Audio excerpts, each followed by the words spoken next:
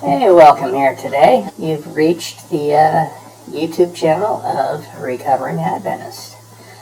I am not the Recovering Adventist, but I am a Recovering Adventist. Made this YouTube channel to be an advocate to get the hell out of the church if you want to.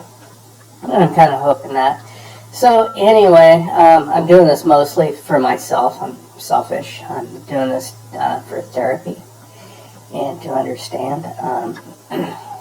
So anyway, this is the 4th episode. I have been covering just basically so far the Wikipedia page for the Seventh-Day Adventist Church, and I am down to health and diet. So let's get started.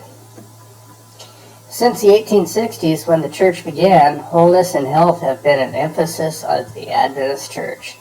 Adventists are known for presenting a health message that advocates vegetarianism and expects adherence to kosher laws, particularly the consumption of kosher foods described in Leviticus 11, meaning abstinence from pork, shellfish, and other animals prescribed as unclean. The church discourages its members from consuming alcoholic beverages, tobacco, or illegal drugs. In addition, some Adventists avoid coffee, tea, cola, and other beverages that contain caffeine. The pioneers of the Adventist Church had much to do with the common acceptance of breakfast cereals into the Western diet, and the modern commercial concept of cereal food originated among Adventists. John Harvey Kellogg was one of the early founders of the Adventist health work. His development of breakfast cereals as a health food led to the founding of Kellogg's by his brother William. He advertised bland cornflakes as a way to curb sexual desire and avoid the evils of masturbation.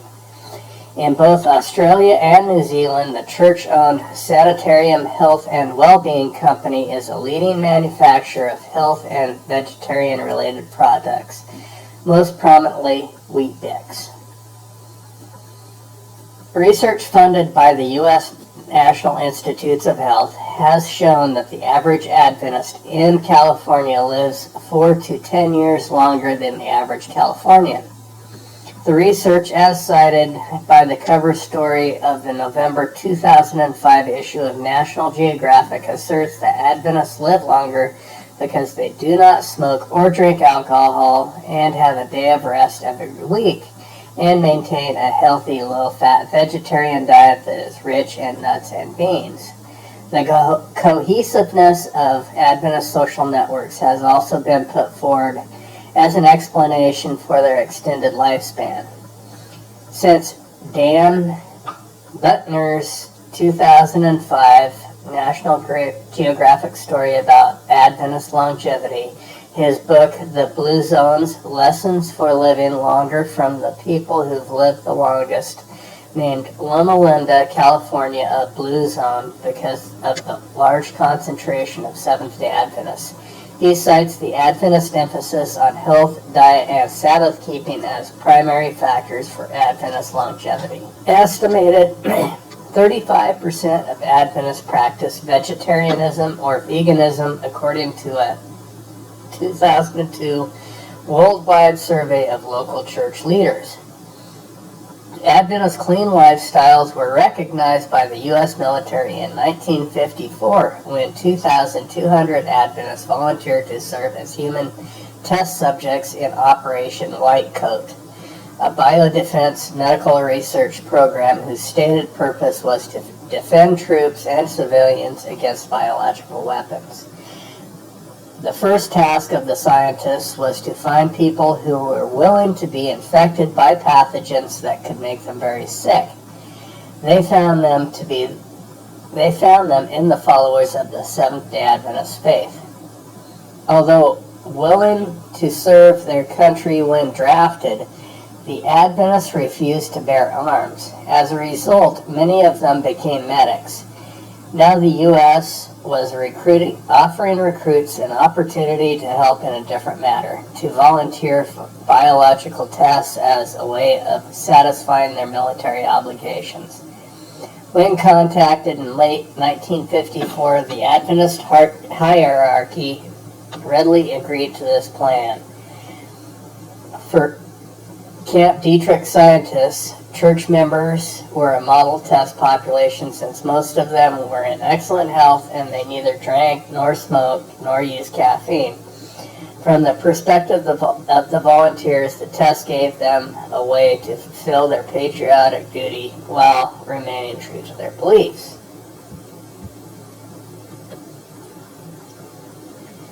Marriage. The Adventist understanding of marriage is a lawfully binding lifelong commitment of a man and woman.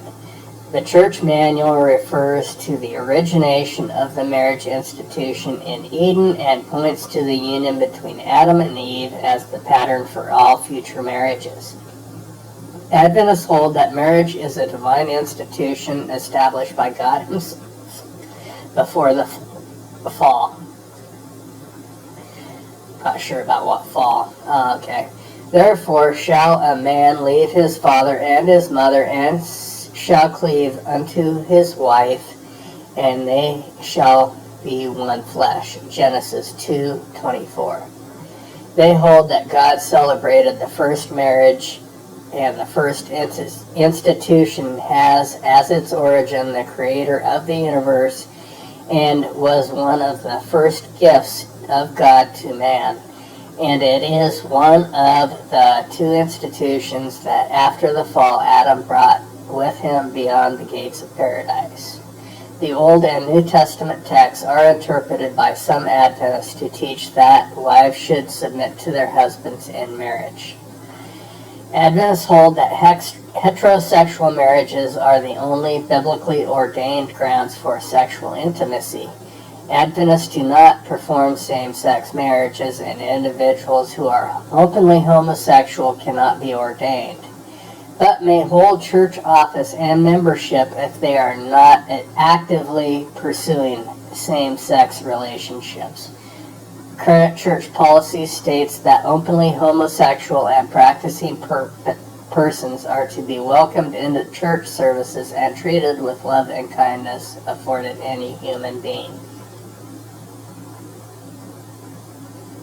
Ethics and sexuality.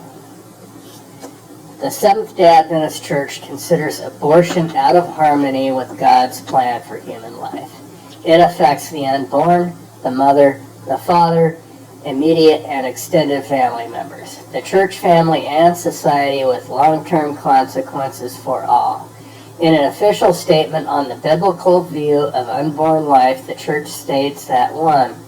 God upholds the value and sacredness of human life. 2. God considers the unborn child as a human life. 3.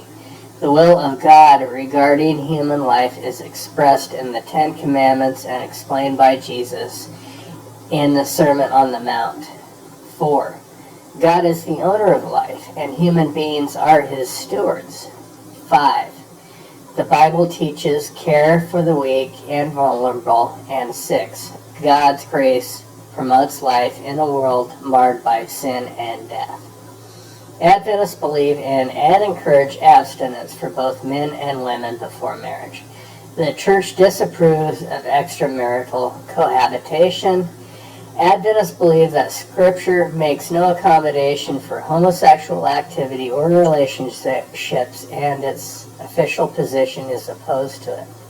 The Adventist Church has released official statements in relation to other ethical issues such as euthanasia, against active euthanasia, but permissive of passive withdrawal of medical support to allow death to occur.